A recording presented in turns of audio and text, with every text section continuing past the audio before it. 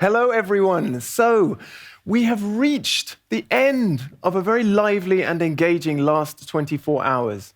And it's now time to reflect and get excited about our opportunity-filled horizon. What are the next steps? Where are the upcoming circular economy conferences? And which ideas have made it into the conference's action statement?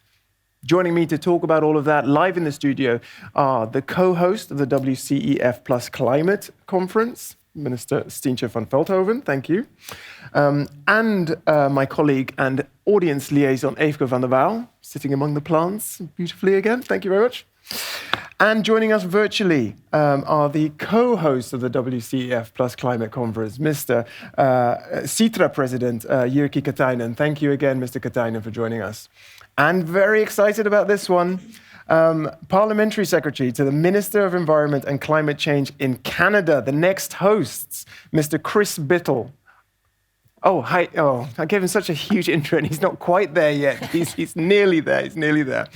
In the meantime, though, Ms. van Veldhoven, this is the first conference, virtual conference that you've organized on this scale. How have you found it? Well, I found it very inspiring. And I think COVID has challenged all of us around the world on many aspects. But some good aspects have also come out of it. The fact that we have been able to have this very interactive conversation with people from around the world without all of the CO2 emitted that we normally have when traveling across the world. And also the number of people that have been able to participate in part of this session. Yeah. I think it's really inspiring. And I think it's also something that we should want to keep. So these kind of hybrid sessions, I really loved it. And I hope many people have enjoyed it as much as I have. Absolutely. They've been very engaged at home. Lots and lots of people have watched. And the point is that we're not finished yet, though. So keep using the chat function online and let us know what your main takeaways were. And while you're typing away, let's turn to our guests. Mr. Katainen, what have your impressions been of the conference so far? Well, I can share the Stientje's view that this has been extremely inspiring. First, I'm very glad to see how the WCEF community expands to climate discussion. I find this not only useful, but necessary. So my two key takeaways, if I should select something, would be that the first, we have all learned that changes in our economic system are needed to achieve our climate goals. This event has brought up how circularity should be embedded in the national climate goals and how this is an economically logical way to reach our climate targets. The current NDCs are taking us on a path to increasing the temperature levels by 3 degrees.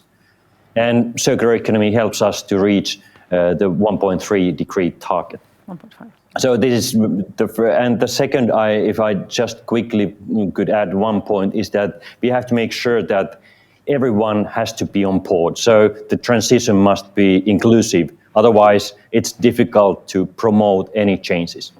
Yeah, well, I think if we listen to what's been said, everyone's on board with that message now. The question is, what are the next concrete steps? What do you propose at Sitra that those next steps should be?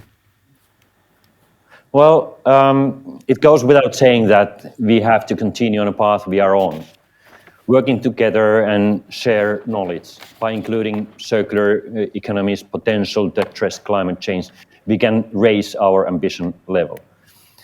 We also must reduce the external impacts of our natural resource consumption and find ways to decouple economic growth from natural resource consumption.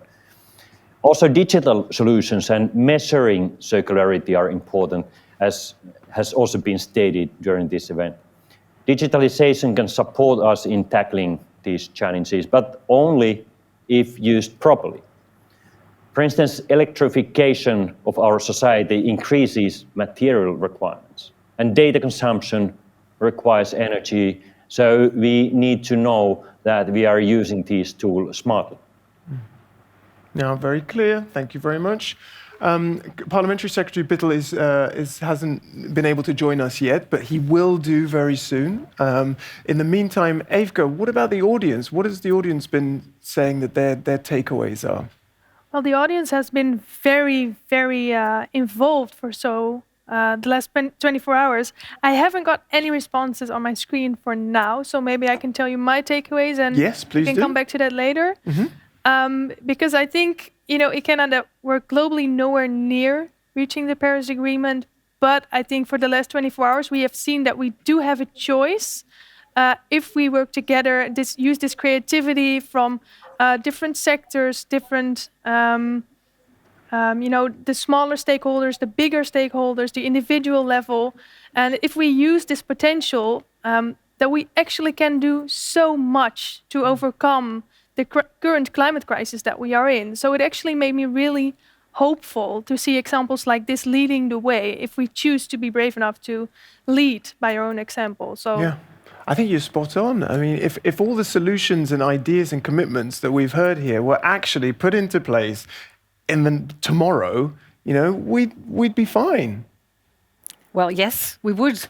And I think that has been fantastic about this, about the way that we have been discussing circular economy here. We have recognized the potential. We have recognized to use this tool. It's not a means in itself. It's not a goal in itself. It's a tool. And it's a tool to tackle climate change. It's a tool to avert biodiversity loss, and it's a tool to avoid pollution. And there is so much drive to try to make progress in all of those areas. And if I look at the action statement with 50 commitments, you see so many partners that are not just talking about, but are willing to start working on it or have already been working on it. And it's also fantastic to see all of those actions together, because that provides for a more than 1+1. Yeah. It actually is. It gives momentum also to the movement, and can also raise the bar for others to take more action. Yeah. And I think has for me also been very inspiring to see what was happening across the globe, things that I wasn't even aware of. Whereas I'm more than on averagely interested in what is happening in this field. Even I heard so many new things, and that is, I think, a wonderful result of this conference. Yeah. Well, let's give ourselves all a reminder of what's been said in this conference. We've got a short wrap-up video.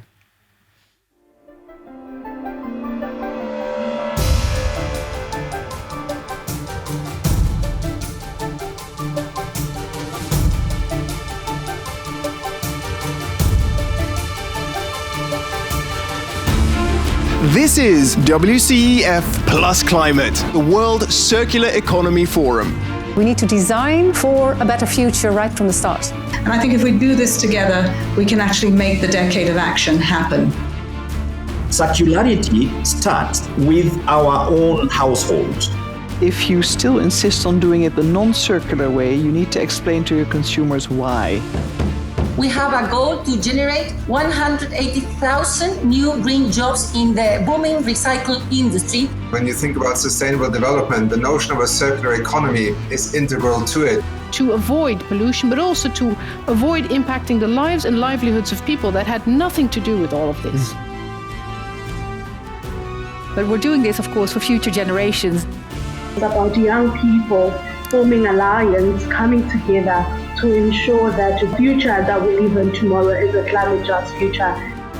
Most effective way is actually to start at the end where the product system meets the societal need. Would you join us? Not only join, but the United Nations is determined to lead.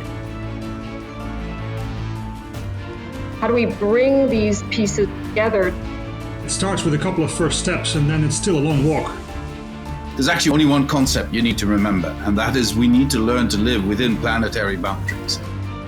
The first piece of plastic that was ever produced is still out there, and we can change that. Yeah, great video, great video. And I'm pleased to say that we have Mr. Bittel with us, Parliamentary Secretary Bittel. Sir, I assume you were a bit late because you just couldn't wait to get started on preparations for your WCEF conference? Absolutely, looking forward to it. I appreciate the tech team. I've been trying to get in for 15 minutes, and I think it was a Government of Canada issue, but we seem to have solved it on my personal phone. So we're a year into it. We're figuring out this virtual thing, and happy to keep at it. Yeah, it's great to have you here. So, how do you reflect on the last 24 hours of the conference? Well, it's been amazing to see. The youth involvement has been a great source of inspiration. And we see the youth voice on the international stage growing, and don't even have to see it on the international stage. I see it back in my home region in Niagara here in Canada when I speak at classrooms. And it's a reminder that we have a great duty to take action to ensure a sustainable future. I found it great to hear the discussions covered various regions, materials, and sectors. And I'm looking forward to Canada building on this momentum. Yeah, building on it. Do you think you can top it? What can you offer us? Come on, Mr. Parliamentary Secretary. Well, in terms of what we intend to do, we want to keep moving forward. We can share the theme. We're still developing the program, but our theme will be game changers seizing the circular opportunity. We're going to focus on systemic changes that need to drive ambitious action and accelerate a transition to a circular economy. Hosting the forum will give us an opportunity to share inspiring examples, create partnerships, and foster innovation. We will certainly build on the discussions here and continue to connect the dots. Economy, biodiversity, interrelated issues, which are crucial for humanity, and to live in harmony with nature. So it will also mark the 5-year anniversary, and we want to highlight the achievements since the inaugural forum of 2017. And I'm very glad to see despite my being late, I'm very happy to see the success of the virtual forum, and looking forward to the upcoming virtual forum. Fantastic. Thank you very much. Okay, listen, there's a lot of reason to be optimistic right now. And although it's sad that we are reaching the end of the conference, there's also good news. We still have plenty of great guests in this session to introduce to you.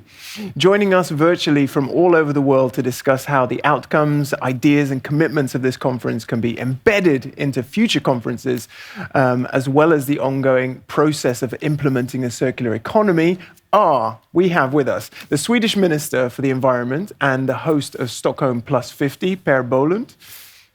Per, he will be... there he is. Fantastic. Welcome. Thank you. The Executive Director of UNEP, Inger Andersson, joining us once again. Hi, Inger. The Italian Minister of Ecological Transition, Roberto Cingolani, and he's on his way. He's of course the COP26 co-chair and G20 chair this year, so it's great to have him on board. And the Minister for Environment, Science, Technology and Innovation and host of the World Resources Forum in Ghana, Dr. Kwaku Afriyie. And finally, but not least, is Antonia Gavel, head of the Circular Economy, amongst other titles, at the World Economic Forum. Now, we were also due to have with us Minister Goldsmith from the UK as COP26 presidency, who the UK, of course, has the COP26 presidency later this year. Unfortunately, due to the death of His Royal Highness Prince Philip, the Duke of Edinburgh, and the formal period of mourning in the UK, he won't be able to attend. Obviously, he was disappointed and would have liked to have been part of this conference because the UK obviously believes in a move towards a circular economy. But we will soon have a video online from Minister Goldsmith to confirm the UK's strong support for the circular economy. Okay, first of all, though, Minister van Veldhoven, why is it so important that all of these guests are joining us right here and now? Well, apart from the fact that they've been invited, so they accepted the invitation, and it's really fantastic to have you all here. And it really highlights how in the previous session we spoke about a long path and all the steps that need to be taken on this path to reach our destination.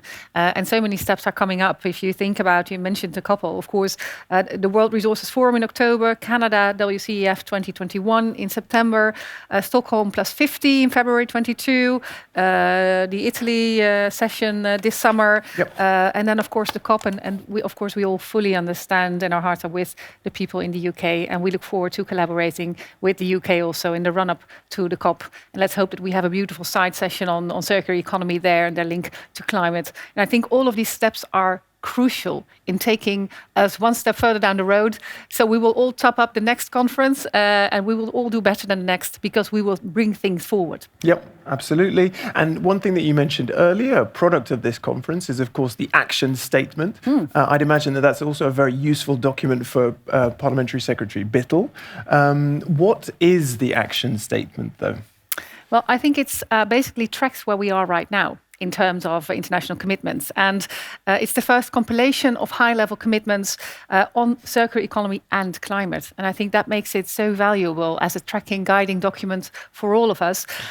It's been established, compiled after consultations with 50 partners in the public and private sectors.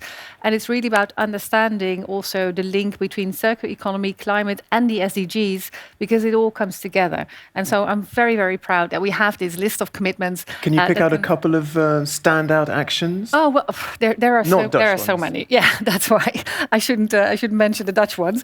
I think Canada and Citra will explore opportunities to bring CE to the COP26 through a side event. Commitment all the way from Australia to accelerate the transition. Japan also in the previous session very clearly outlining their commitment to step up cooperation also in South Africa. I think the joint commitment by the African Circular Economy Alliance is really, really inspiring. Why? To see all that's happening on that there's real momentum. And they also very clearly make the link with avoiding pollution of their natural environment and creating new jobs in the informal economy.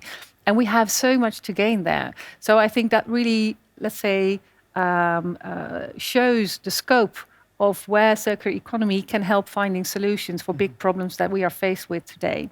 And I'm very, very pleased. I'm very pleased that Inge is here again with us with the joint commitment by UNEP and UNDP to jointly make sure that we really enshrine the discussion and the road towards a circular economy into the NDC, into the climate action plans of the individual countries. And the support that the UN can give to countries in doing that will be absolutely essential. They have so many boots on the ground in so many countries, and they can really make sure that they start the change there. So I could go on forever, and I think the commitments made by young people, and I hope that we can mirror their commitments by our commitment to giving them a seat at the table. And I hope many of my colleagues will start doing that, give them a seat at the table where their future is decided. Okay, you mentioned her just now. Let's go to Ms. Anderson. The expectations are high. Are you able to fulfill and exceed them? Well, we have to. It's not as if we have a choice. Look, we are hurtling towards a 3-degree future unless we take action, and circularity is an absolutely critical ingredient for success. And what we heard in these last few days from young people is it echoes very much what I heard at our United Nations Environment Assembly, where the young people said, nothing about us without us. So we can't begin to talk about the future without ensuring that we have young people in the room at the table with a voice that is rendered the same legitimacy as yours and mine. So, yes, is it a big task? Of course it is, but we have no choice. And for UNEP, our priority remains, if you like, making peace with nature.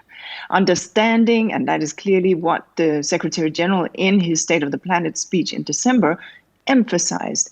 Making peace with nature means understanding the Earth systems, understanding the limits of the planetary boundaries, understanding how biodiversity, climate, atmosphere, and our own consumptions all interact. And so we will continue doing that, but we know also that we need the whole UN house and the whole of society approach with business, with science, with technology, with governments, and very much with youth.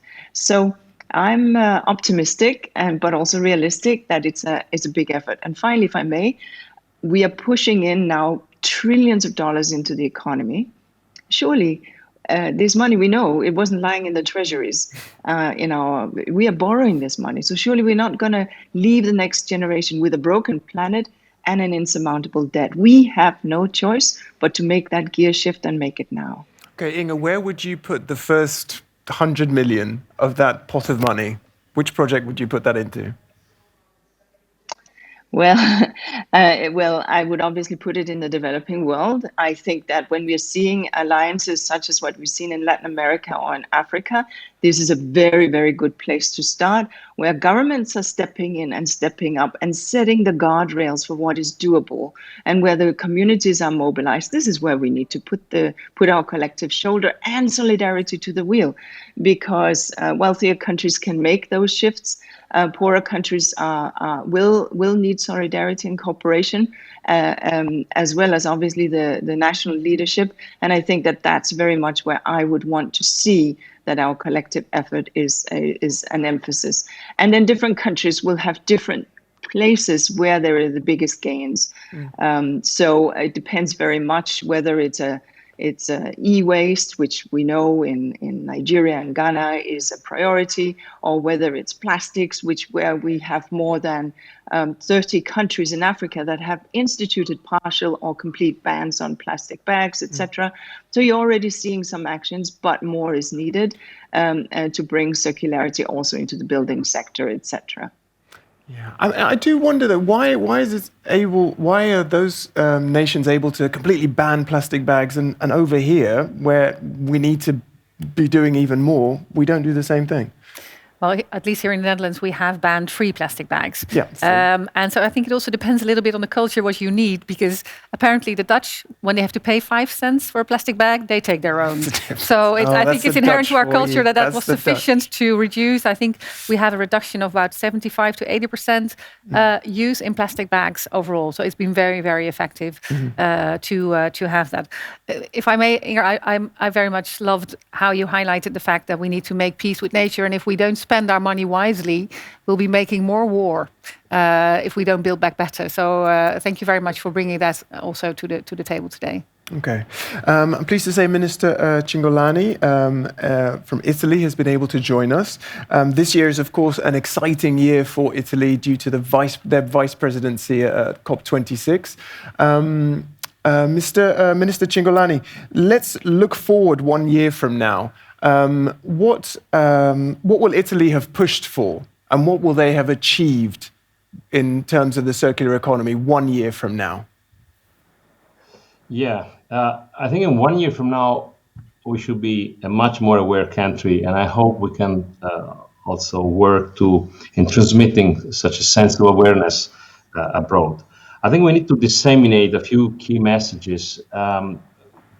Definitely, the first one is we're in the presence of a global challenge, and we need to join this effort with many countries. I'm personally worried by the fact that we are making a terrific effort in Europe, and if we will succeed in decarbonizing the entire continent in, let's say, 15 years or so, somebody else should follow the same track. Otherwise, our effort will be cancelled. There is a sense of urgency that we have to transmit. I'm doing my best to transmit this sense of urgency in my country at the moment. We need to limit as soon as possible the climate change in order to mitigate its effect.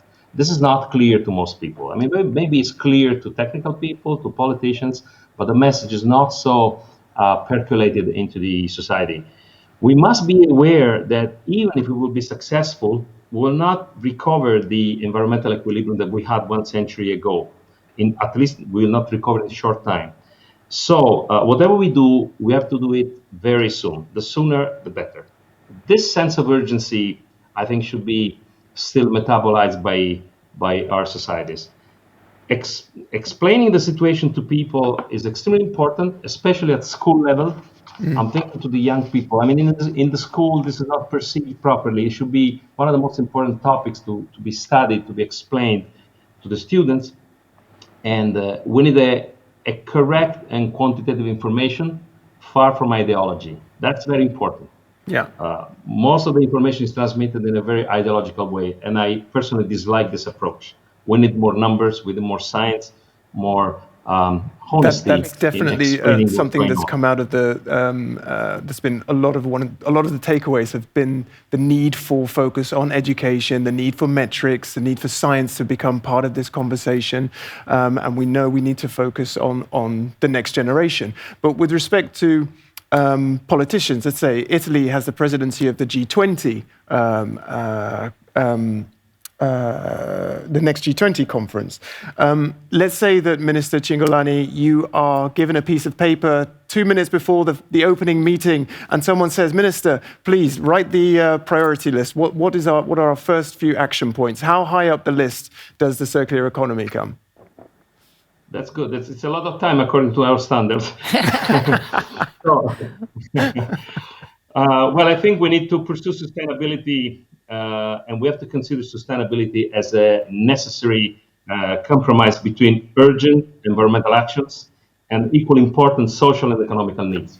We cannot paint everything of green without taking into account that people have to work, the society has to keep running, especially now after the COVID or during the COVID. This is equally important. Second, we need to support less favored countries in their effort towards carbon neutrality.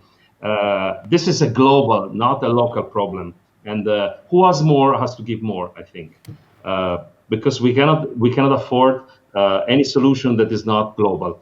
I would say the transition is just started. I would say 4 main streamlines: improving circular economy, sustainable agriculture first, and then circular economy as a social custom. Second, developing a massive low carbon energy strategy, renewable, new vectors, mobility, smart grid, because we need a grid to transmit electricity in a smart way. Third, urban efficiency, and particularly making energy efficiency a must in the big urban centers.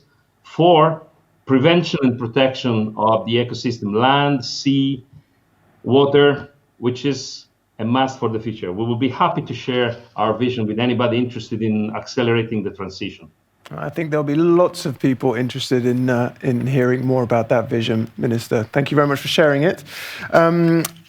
In 2022, it'll be 50 years since the first World Conference on the Environment, the 1972 Stockholm Conference. So it's fitting that Sweden has offered to host the Stockholm Plus 50 conference in 2022. Minister Bolund, how much is the circular economy going to feature at that conference? Well, thank you, Kenna, for the question, and also for making it able for me to join this excellent and important session.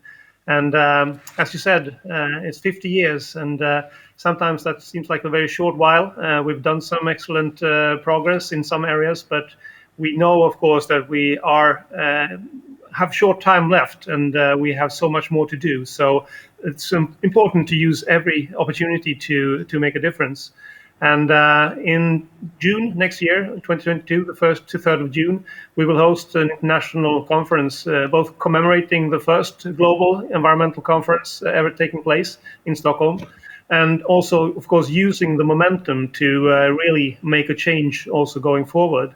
And of course, hearing Inga also mention the UN Secretary Guterres and his mentioning on humanity waging a war on nature. Of course, one of the topics we will have as a central core of the Stockholm Conference is actually redefining human relationship with nature, making sure that we actually stay within the boundaries of the planet that we are dependent on. And of course, we know that one crucial means to get to that point is to use the circular economy to make sure that we can get to action towards a just transition.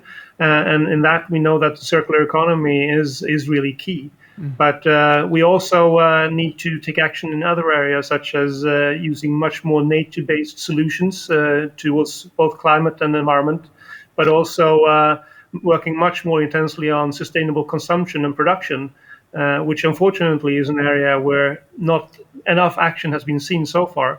So in order to really reach the goal that we have set up to reach a truly circular economy, we have to work much more intensely in the coming years.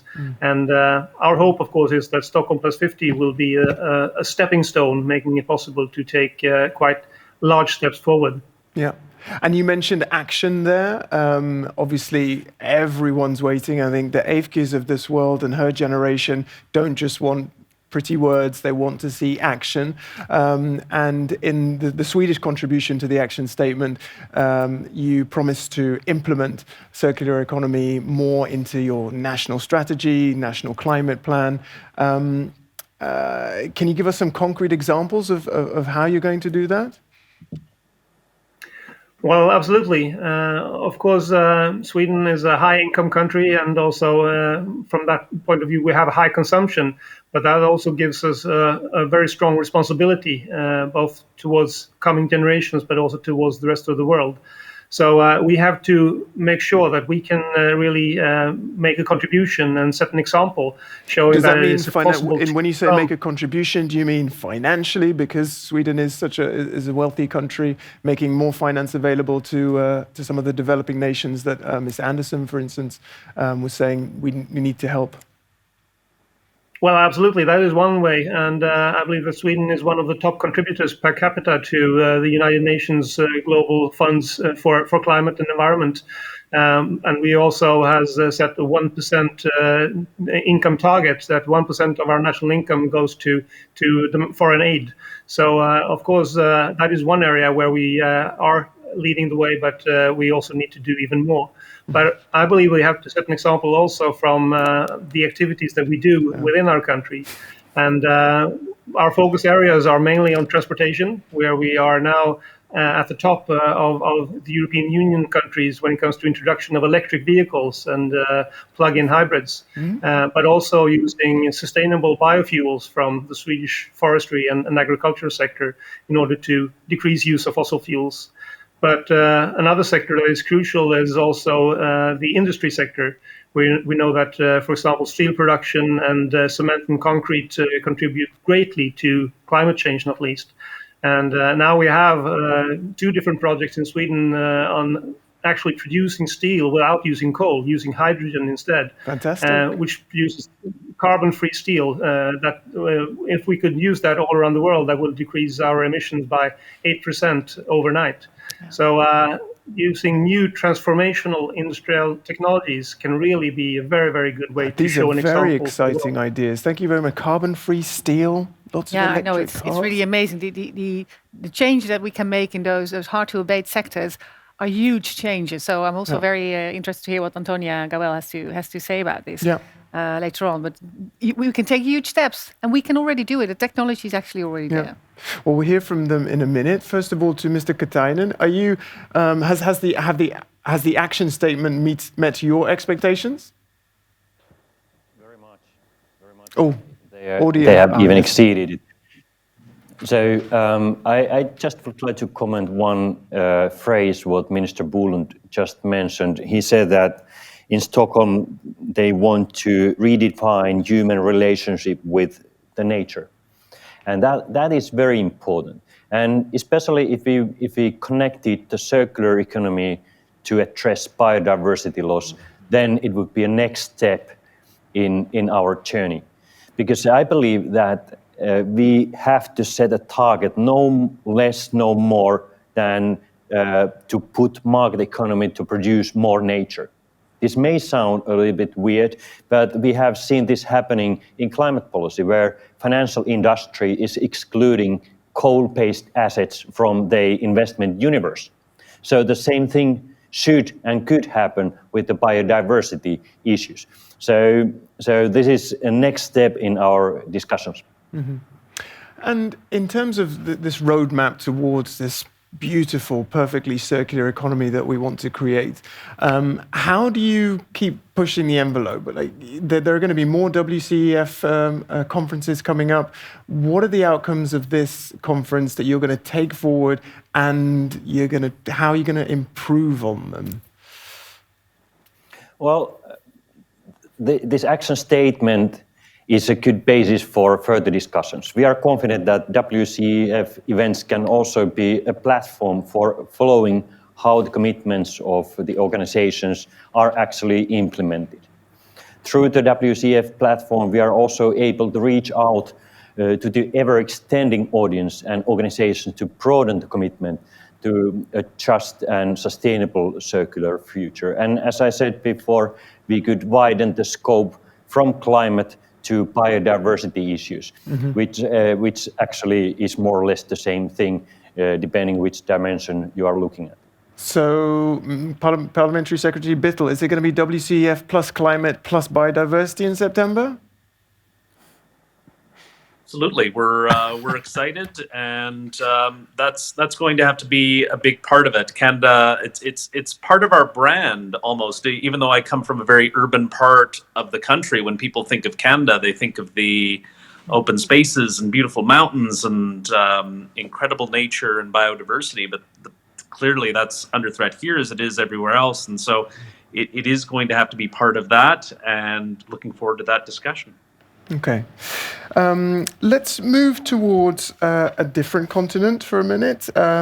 Ghana will be the first African country to host the World Resources Forum in October.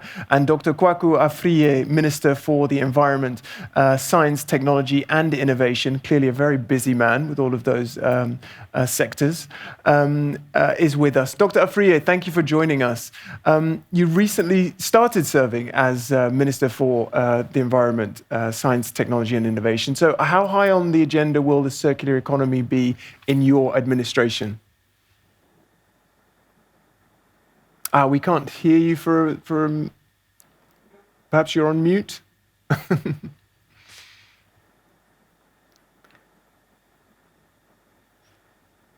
Yeah. Let's try again. Or someone's coming to help. I always need that. Okay, while we wait, great. Welcome, Doctor. Hello, good afternoon to everybody. And let me also state that I'm very, very excited to be participating in this virtual conference. Yes, you asked the question that how high on the agenda this idea of circular economy. We believe that when you look at the evolution of countries vis-a-vis industrialization and development of their economies, we have a unique opportunity to put this idea of circular economy as at the center of our development. We do this for ourselves, and of course, we live in international morality and even ethics, because we believe that we should save this planet for generations who are yet unborn.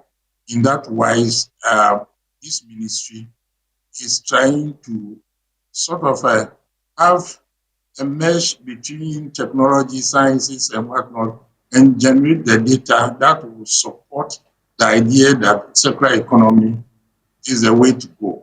But historically, we have also been, of our colonial experiences, we've also this linear track, so to speak, as far as development of the economy is concerned. So there are several issues to be tackled. First of all, is we have to do policy analysis and then align our policies to this very idea. And of course, we have to engage partners in country. I mean, the private sector, traditional authorities, and we have a lot of beliefs and systems. Some very good for this very idea of circular economy. Going generation have Dr. Afriye, I'm going to pause for a second because we're having some audio issues. So we're going to try and fix those and come back to you in just a second. And I'd like to go now to Ms. Gavel, the World Economic Forum. Thank you for joining us. The World Economic Forum is also the founder of the Platform for Accelerating the Circular Economy, PACE, and that's an organization that I've heard spoken about quite a lot over the last 24 hours. What's the next priority for PACE, though? Does that mean more members? Is it more data collection? Is it lobbying for a new piece of legislation? Tell me. Great, thank you, and good to see many good friends here. So PACE, we launched PACE in 2017, actually, because really at this time it was clear that to actually implement the circular economy, companies who were involved with us at the time couldn't do it alone. We really needed three things. One was leadership and commitment from companies and governments and other parts of society, so trying to create a platform that brings those pieces together, number one. Second is about then translating commitments into action, right? So action agendas. How do you take value chains, things like plastics, electronics, fashion, textiles, and now the next priority that we're working on at the forum is industry, and actually drive the circular economy forward in practice, because it's not necessarily straightforward, because we're really changing entire, very optimized linear systems from decades of perfection.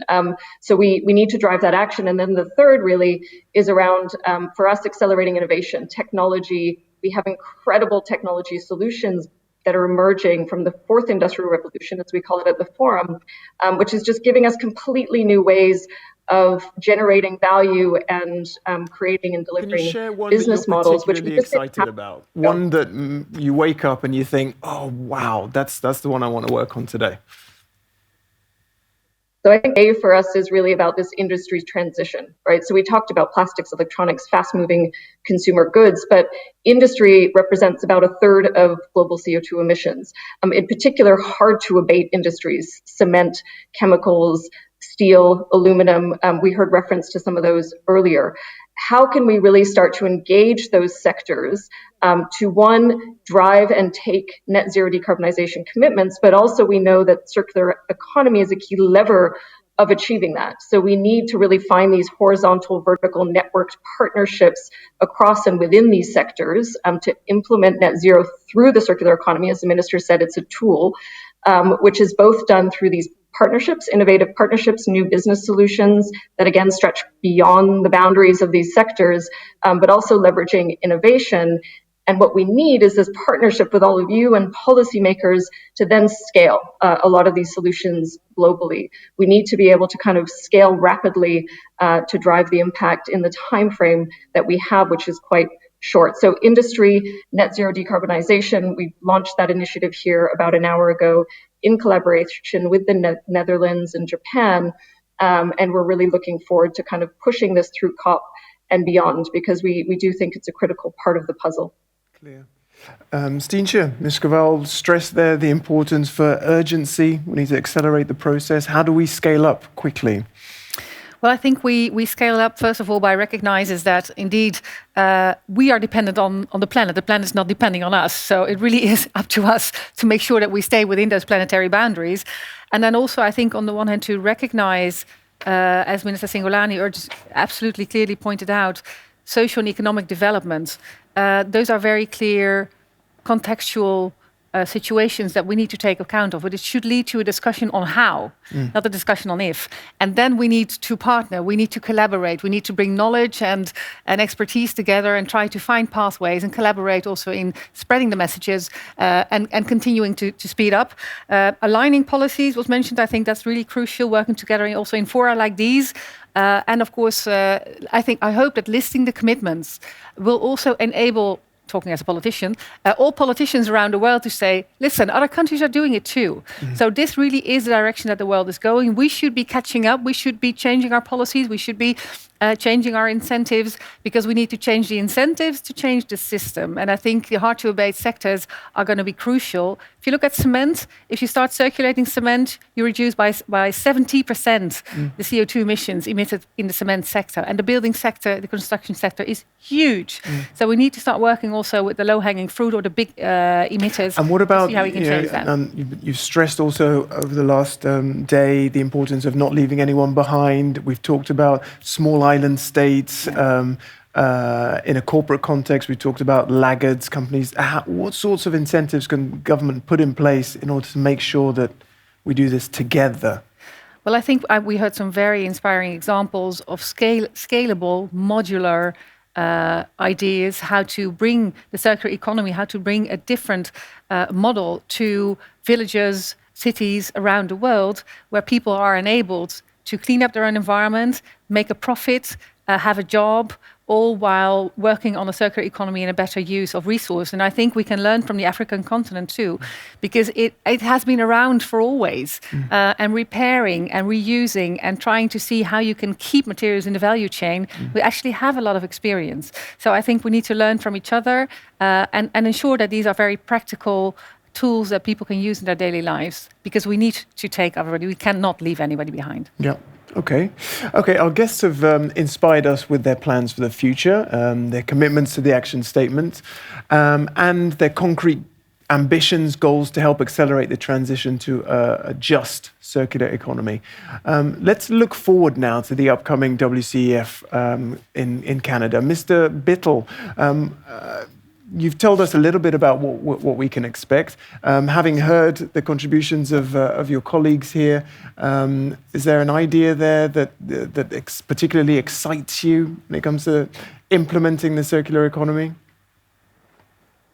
Well, it is exciting, and I'm looking forward. I know our national budget and our blueprint forward is going to be released on Monday from a fiscal sense, but I know Prime Minister Trudeau has mandated all of his ministers to put climate at the forefront of their plans. And breaking down those silos, both within government and beyond, is fundamental to addressing climate action and building on the circular economy and developing that. And so I'm really looking forward. I haven't, the finance minister hasn't told me what's in store, but I expect it to be a green budget, and I expect Canada to be a leader. And I know that's what our constituents want. That's what our citizens want. And they voted for a government that was going to take action on climate change. And the circular economy needs to be at the center of that.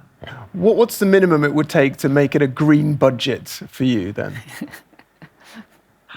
That's a great question.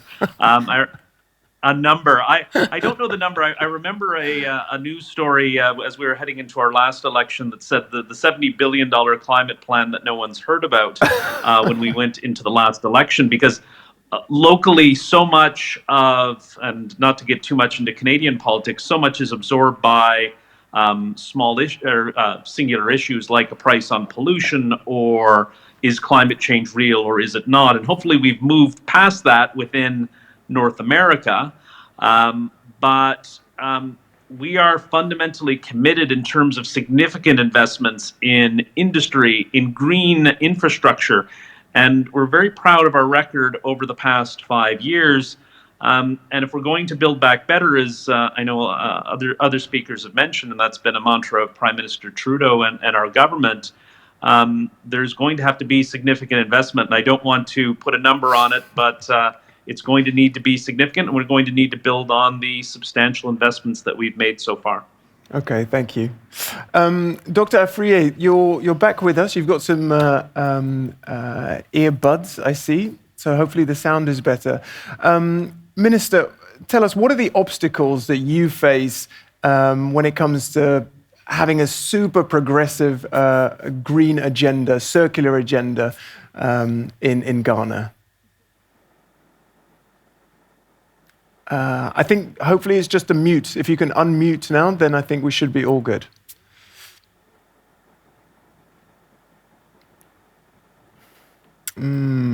Unfortunately not. Someone's coming to jump in again. Let's give it a couple more seconds, see if we can get it working. Yeah. Yes. Yeah, am I with you? So what are the obstacles that you face, Doctor, when it comes to implementing as green as possible, as circular as possible, an agenda in Ghana? I'm saying, good afternoon, by the way, everybody from Ghana. Yes, obstacles we are facing lie in the area of policy, and also in the areas of programs and activities that are going on. We inherited a colonial economy, and some of our development agenda are being pushed towards a linear economy. And we have an informal sector. The public sector, formal sector is very, very small compared to the informal sector. So in that sense, policy-wise, we have to realign our policies to make sure that we partner with the private sector, with the informal sector, so that their activities can be aligned with the policies that will let us be on the fast track to circular economy. But it's easier said than done. Yeah. That kind of imbroglio traditional attitudes and things that tend to impede this kind of policy alignment that government will have to take. Fortunately, it is not that doom and gloom because Africans, as a rule, we have always understood that we should live in harmony with nature. So we want to leverage on that kind of understanding. But historically, this thing has been, our colonial experience has put us on a different track altogether. And coming back home, so to speak, into this second green track agenda is a very difficult proposition. But my ministry has set in place something to make sure that this time we tap into the sciences and the data that we have, and in collaboration with others in our sub-region, we understand that we do this for ourselves and ultimately for the good. Okay, Dr. Afriyie. The gist of what I heard, because we're still having a little bit of difficulty hearing you, but is that the linear economy is so entrenched in Ghana as a result of Ghana's colonial history and the challenges that you face with bringing the informal economy into the formal economy and getting the most value out of it are two very big challenges that you face. Ms. Anderson, what would your ideas be about, how we, going back to Stientje's point about making sure we leave no one behind, but bearing in mind just how entrenched the old economy is in some parts of the world? Unmute, to Ghana, hopefully. Yes. Because they've... No, we can hear you now. I am not muted. It's on your side. Yeah. Sorry. Let me give a shout out to Ghana because Ghana has been a leader, for example, in driving restrictions on import of very poor quality secondhand vehicles from Europe, where sort of we tend to export our not so good stuff. And I also shout out to Stientje, who was part in supporting a study in this regard. So just to say that there are some real leadership that we see on the continent, and it's worthwhile just recalling that. And bravo to Ghana for taking the lead within ECOWAS and getting those bans in place. Now, the thing is, I think, this assumption that we have to go through a polluting age to get to wealth, that's so last century, right? With coming up for 10 billion people at some point on this good planet, we just can't do that. So supporting countries that are still in development so that they can leapfrog, because let's be honest and let's be fair and equitable and ensure that we understand that there are countries where underconsumption is an issue, but there are countries where overconsumption is an issue. And we heard that from Minister Bolon. There is a responsibility on wealthier nations to pull back and think about the take, make, and waste economy.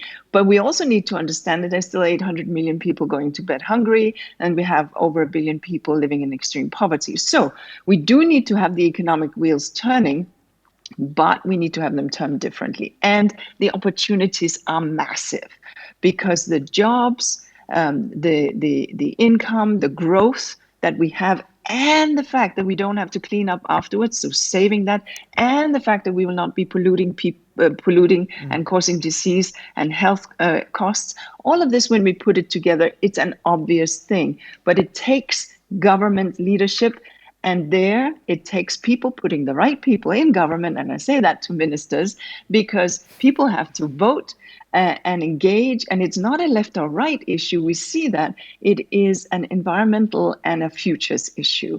And so having an informed society, having youth taking part and ensuring that we understand the economics of all of this coming together is critical. We are building every week the equivalent footprint of a Paris globally in terms of new buildings. As we heard from Minister van Veldhoven, imagine if we didn't produce that from new cement, but from recycled cement. That would have positive impact on biodiversity, positive impact on CO2, positive impact on carbon footprint. and so on and so forth. So it is about setting the guardrails and regulatory settings so that we can drive in that direction. Very clear. Thank you very this much, conference Ms. has shown Anderson, that for we can putting do that it. in so eloquently in context and emphasizing Ghana's leading role as well as the obstacles that they face. Ms. Stientje, do you have any reaction to that? Well, I really wanted indeed to concur, talking about the example of Ghana and the cars. We should stop as high-income countries, as mass-consuming countries. We should stop exporting our waste to other countries. We should ensure that we recycle the materials, that we engage with those countries, help But there's each also other. a discussion of creating a recycle hub, for instance, which would require us to send waste. But if it's really recyclable, if we talk about plastics, I think we need to ensure and help all countries around the world to be able to recycle their materials. And then let's please ship materials, let's not ship waste. Because there's more value also in turning it into a material which you can sell on the market instead of receiving waste where you have no room in your own country. So I think there are so many real opportunities, and I think if you add it all up, it's the only logical option. I very much like that comment. It's very common sense indeed, but then we need to want to add it all up, and we need to know. So it's about spreading the knowledge, spreading awareness. It's about the metrics. It's about knowing what the cycles are. It's about knowing how the sectors work. And then when we start adding it up, there's only one logical solution, and that is a green future instead of no future. Yeah. And it speaks also to the point in the previous session we were in with the young entrepreneur from Nigeria, Victor, mentioning about how his company looks at or is trying to change the narrative around waste, from stop looking at it as waste and look at it as a resource. And Absolutely. then it has so much more value. And all of those examples create examples of how you can involve the informal, what's now called the informal sector, which is crucial, of course, in driving many economies around the world. And they will play a crucial role in our transition to a circular economy. So it offers so many opportunities also for the informal sector. Yeah. Thank you very much, everybody, for your contributions. Let's find out if there's been any engagement from our audience. Eefke? There is. And it seems, Ikenna, that our audience appreciates us as much as we appreciate them, because Paula mentions that this conference has been a great inspiration of information for a project to include circular economy to get plastic out of the ocean in Nicaragua. I'm really curious about your project, Paula. Joanna says that this event has given her hope for the future and the interlinkages between society, politics, and business. Thank you. Marion expresses that it's very inspiring to hear not only from the high-level speakers, but from the youth in particular. Kudos to the moderators as well for asking again specific actions and details. And lastly, Lilo, thank you, Lilo, also. She says, thank you for having the possibility to participate in this great and extraordinary event. I would say thank you for participating to our audience. Yeah, exactly. And let's not forget that this is unprecedented, on this scale, to have everyone talking about the connection specifically between circular economy and climate. So well done, Mr. Katainen and Ms. van Veldhoven. A lot to do, Mr. Bittel, Parliamentary Secretary Bittel. How are you going to keep the drumbeat going? We've talked throughout the conference about this drumbeat, this metaphorical expression of all the effort we need to put in. How are you going to keep the drumbeat going? Moving forward, it's really critical that we break down the silos and leading to work to mitigate, to adapt climate change, and those leading the work to accelerate transition to a circular economy. WCEF 2021 will build on WCEF+Climate and seeking to bring together this important work. And we want to keep the metaphorical drumbeat going beyond WCEF 2021. We know that WCEF+Climate and WCEF 2021 are important stepping stones to future discussions within the climate community regarding potential of the circular economy. Oh, great. And thank you also for the exclusive on the theme of the Canadian conference. Game changers. What was it again? Just say it one more time. Absolutely. It's going to be game changers seizing the circular opportunity. Nice. Very catchy. Like it. Wonderful. Thank you. Minister van Veldhoven, your reaction to the panel discussion today and everything that's been said. Well, I can only say that a very, very heartfelt big thank you to everybody who has participated in this conference and has shown that if we all, from the seat that we occupy, look in the mirror and think, are we doing everything that we can? If we all do that, then we can make a huge difference. Yeah. And everybody that has been speaking on this conference is one of those people who does that. And that is leadership. If you are in the youth movement, if you're an entrepreneur in Africa, if you are heading a UN agency, we all have a seat to occupy and a step to take in this transition. And it's been a real privilege to have been able to meet so many people in the course of this conference. Makes me feel very humble, but also makes me feel hopeful for the future. I'm already looking forward to all of the next conferences that have been announced, that they will take up this topic and bring it further, keep the drumbeat going. Thank you very much. Yeah, great. Now, thank you, everybody, once more time.